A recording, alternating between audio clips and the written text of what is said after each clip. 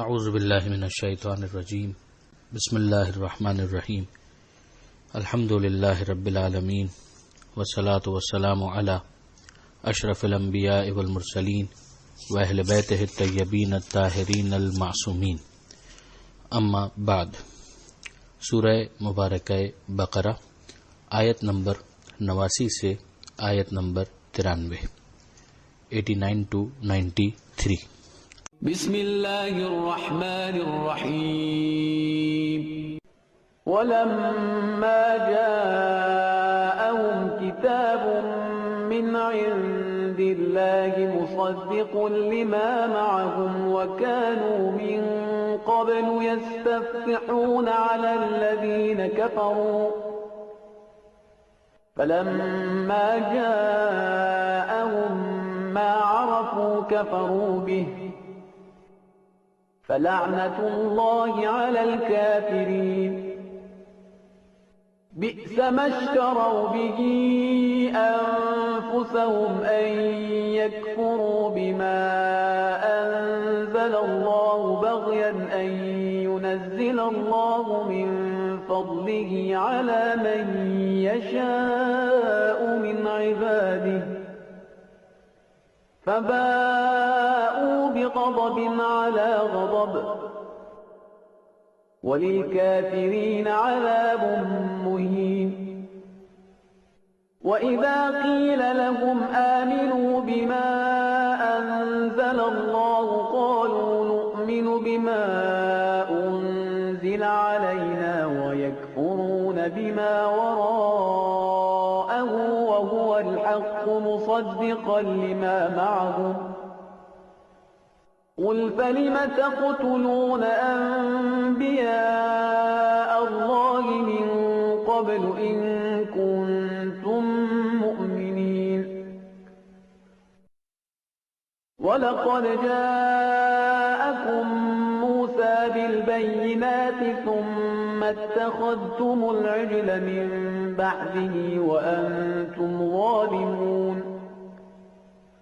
وَإِذْ أَخَذْنَا مِيثَاقَكُمْ وَرَفَعْنَا فَوْقَكُمُ الطُّورَ خُذُوا مَا آتَيْنَاكُمْ بِقُوَّةٍ وَاسْمَعُوا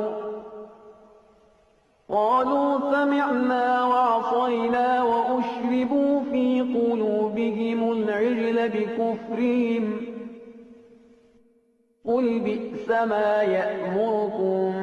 بِهِ ایمانکم ان کنتم مؤمنین۔ بنی اسرائیل ہی کے ماجرے کو اور ان کے مسائل کو اور ان کے ایٹیچیوڈ اور بیہیویئر کو مزید بیان کیا جاتا ہے، اور پروردگار عالم یہ ارشاد فرماتا ہے کہ جب ان کے پاس وہ کتاب آئی اللہ کی طرف سے جو تصدیق کرنے والی ہے، یعنی ایک لنک اسٹیبلشڈ ہے کہ یہ جو قرآن آیا ہے اس نے اصل توریت کا انکار نہیں کیا، توریت کی تحریف کا اس بات کیا ہے، مگر اصل میں وہ کتاب یقیناً حضرت موسیٰ علیہ السلام پر نازل ہوئی تھی۔ وَكَانُوا مِن قَبْلُ يَسْتَفْتِحُونَ عَلَى الَّذِينَ كَفَرُوا، یہ میں نے گزارش کی تھی کہ مدینہ منورہ کے اندر جو مشرکین کے قبائل تھے، اوس اور خزرج، ان کے سامنے یہود باقاعدہ حجت کیا کرتے تھے کہ چونکہ تم مشرک ہو تو وہ آخری نبی جب آئے گا تو ہم اس کا ساتھ دینے والے ہوں گے، اور تم شرک کرنے والے ہو تو تمہارے سامنے مقابلہ کیا جائے گا۔ تو وہ ان کے سامنے باقاعدہ اس طریقے سے دلیل پیش کیا کرتے تھے، اور ہوا یہ کہ جب پیغمبر اکرم صلی اللہ علیہ وآلہ وسلم نے اعلان رسالت کیا تو وہی اوس اور خزرج جو مشرکین تھے وہ پیغمبر اکرم کے انصار کہلائے، انصار رسول، انصار مدینہ۔ اور یہ جو یہود تھے کہ جو وہاں پر آباد ہی اس ارادے سے ہوئے تھے کہ ہمیں اس آخری رسول کی مدد کرنی ہے، انہوں نے پیغمبر اکرم کی مخالفت پر کمر کس لی۔ تو یہاں پر پروردگار فرماتا ہے کہ یہ لوگ پہلے کفار کے سامنے، مشرکین کے سامنے حجت کیا کرتے تھے، دلیل پیش کیا کرتے تھے، اور جب وہ رسول آ گیا کہ جس کو یہ لوگ پہچانتے تھے تو اس نے ان کا انکار کر دیا۔ یعنی یہ انکار کسی مس انڈرسٹینڈنگ کی وجہ سے نہیں ہے، جانتے بوجھتے انکار ہے۔ پروردگار فرماتا ہے کہ پھر کافروں کے اوپر اللہ کی لعنت ہے، ایسے کافر کہ جنہوں نے کفر کو باقاعدہ اختیار کیا ہے اور انہوں نے اپنے نفسوں کو بہت ہی بری قیمت کے اوپر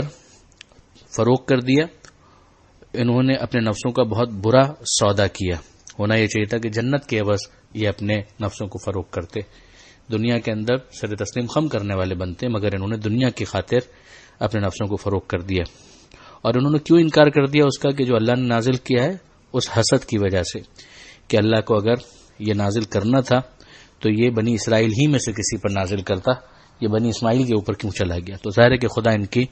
کسی پسند ناپسند کا ذمہ دار نہیں ہے، یہ پروردگار کا رائٹ ہے کہ وہ جس کو چاہے اپنا رسول قرار دے. تو غضب بالائے غضب کے یہ لوگ مستحق قرار پائے اور کافروں کے لیے رسوا کرنے والا عذاب ہے. پھر ارشاد ہوا کہ جب ان سے یہ کہا جاتا ہے کہ ایمان لے آؤ اس پر کہ جو اللہ نے نازل کیا ہے، تو یہ لوگ تعصب کا اظہار کرتے ہیں کہ ہم اس پر تو ایمان لائیں گے کہ جو ہم پر نازل ہوا، مگر جو اس کے علاوہ ہے اس کا ہم انکار کر دیں گے، جبکہ وہ حق بھی ہے اور تصدیق کرنے والا ہے اس کا کہ جو ان کے پاس ہے. تو ان کے پاس کوئی وجہ نہیں ہے، یہ انکار ان کا سوائے تعصب کے اور کچھ بھی نہیں ہے. تو ان کے دل کے اندر جو وسعت حقیقت میں ہونی چاہیے ایک حق کو قبول کرنے کے حوالے سے وہ موجود نہیں ہے، یہ جملہ خود بتاتا ہے. پھر پروردگار عالم نے ان کے بزعم خود جو ان کا دعوی ایمان تھا اس کے اوپر بھی تنقید کی ہے کہ اگر ایسا ہی تھا تو تم انبیاء کو کیوں قتل کرتے تھے اس سے پہلے اگر تم مومن تھے. اب ظاہر ہے کہ انبیاء کو قتل کرنے کا واقعہ تو بہت صدیوں پہلے کا ہے، مگر اس کے باوجود ان کی طرف بھی نسبت دی گئی اس راضی ہونے کی وجہ سے کہ ان کے جو اینسسٹرز یا فور فادرز یا جو اجداد زمانے گزشتہ کے اندر ماضی بعید کے اندر جو انبیاء کو ناحق قتل کیا کرتے تھے، چونکہ یہ بھی اس سے راضی تھے لہذا اس کی نسبت ان کی طرف دی گئی کہ ہمیں تمہارے ایمان کا ویسے بھی پتہ ہے. یہاں سے وہ گتھی بھی سلجھ جاتی ہے کہ جو ہم بعض احادیث کے اندر، روایات کے اندر، بعض زیارتوں کے اندر ہم جب یہ دیکھتے ہیں، مثلا زیارت وارثہ کے اندر کہ اللہ کی لعنت ہو، لعن اللہ امتن قتلک کا، کہ اس گروہ کے اوپر کہ جس نے امام حسین آپ کو قتل کیا، ولعن اللہ امتن ظلمت کا، اس گروہ پر اللہ کی لعنت ہو کہ جس نے آپ پر ظلم کیا، ولعن اللہ امتن سمعت بذالک فرضیت بہ، اور لعنت ہو اللہ کی اس گروہ پر کہ جو اسے سنے، اس گناہ کو، اس قتل کو، اس ظلم کو، اور اس سے وہ راضی ہو. کہ یہاں پر جن کو مخاطب کیا جا رہا ہے وہ براہ راست ان انبیاء کے قتل میں ملوث نہیں تھے، مگر ان کا راضی ہونا اس کی بنیاد پر یہ مانا جا رہا ہے کہ گویا وہ اس قتل کے اندر شریک تھے. تو پروردگار عالم فرماتا ہے کہ تمہارے پاس اس سے پہلے موسیٰ علیہ السلام آ چکے بینات لے کر، اور اس کے بعد بھی تم نے گوسالہ بنا لیا، وہی جس کا ذکر پہلے بھی آ چکا ہے، اس بچڑے کی جو پوجا انہوں نے شروع کر دی تھی اور تم ظلم کرنے والے تھے. اور پھر ارشاد ہوتا ہے کہ ہم نے تم سے میثاق لیا، وعدہ لیا تھا، اور تمہارے اوپر طور کو معلق کر دیا تھا. وعدہ پہلے لیا تھا، پھر تمہیں سنجیدہ بنانے کے لیے اور قدرت کا اظہار کرنے کے لیے تمہارے اوپر کوہ طور کو معلق کر دیا تھا. اب اتنے بڑے پہاڑ کا آتے ہوئے دیکھنا یہ خود انسان کے اندر ایک سنجیدگی ایجاد کرنے کا باعث ہونا چاہیے تھا، مگر اس کے باوجود جو ہوا وہ سب کے سامنے روشن ہے. ان سے کہا گیا کہ جو تمہیں دیا گیا اسے قوت کے ساتھ پکڑو اور سنو، تو انہوں نے کہا کہ ہم نے سنا اور ہم نے نافرمانی کی. اب یہ کہنا ضروری نہیں کہ زبان سے ہو، ان کا جو پورا بیہیویئر ہے، ان کا جو پورا ایٹیچیوڈ ہے، اس کی یہ تعبیر بھی ہو سکتی ہے. پھر اس کے بعد ایک محاورہ ہے کہ جس کو استعمال کیا یہاں پر کہ وہ اشربوا فی قلوبہم العجل بکفرہم، ان کے کفر کی وجہ سے گویا ان کے دلوں کے اندر اس بچڑے کی محبت گھول کر پلا دی گئی تھی. یہ محاورہ ہے کہ جب کسی چیز کی اور خاص طور پہ محبت کے حوالے سے جب شدت کو بیان کرنا، اس کی انٹینسٹی کو، تو اس طریقے سے بیان کیا جاتا ہے. آخر میں پھر اس ایمان کے اوپر ایک تنقید ہے کہ تمہارا ایمان تمہیں کتنی بری چیز کی دعوت دیتا ہے اور حکم دیتا ہے اگر تم مومن ہو. یعنی مومن ہونے کا تقاضا تو کیا ہونا چاہیے تھا؟ انسان کے اندر وفاداری ہوتی خدا کے باب میں، خدا کے رسولوں کے ساتھ ایثار ہوتا، ان کی اطاعت ہوتی، فرما برداری ہوتی. مگر تمہارا ایمان یہ عجیب ہے کہ ایک طرف تم دعوی ایمان کرتے ہو اور دوسری طرف گوسالہ پرستی کرتے ہو، دوسری طرف تم انبیاء ہی کو ناحق قتل کرتے ہو. تمہارے سامنے کتابوں کے اندر پیشن گوئیاں لکھی ہوئی تم پاتے ہو اور اس کے باوجود تم اس آخری رسول کا انکار کر دیتے ہو، حسد کا مظاہرہ کرتے ہو، تعصب کا مظاہرہ کرتے ہو. تو یہ تمہارا اوور آل بیہیویئر یہ بتاتا ہے کہ تم نفس کے غلام ہو، تم پروردگار کی بندگی کو سنجیدگی سے لینے کے لیے تیار ہی نہیں ہو. اس صفحے کے اوپر ان آیتوں کے اندر ایک مرتبہ پھر ہم نے دیکھا کہ وہ جو ایٹیچیوڈ اور بیہیویئر ہے بنی اسرائیل کا، اس کو ڈسکس کیا گیا اور اس کے اوپر تنقید کی گئی، اور اسی کے ذریعے سے مسلمانوں کو متوجہ کیا گیا کہ وہ بھی اگر ایمان کے دعوے دار ہیں تو صرف دعوی ایمان نہیں چلے گا،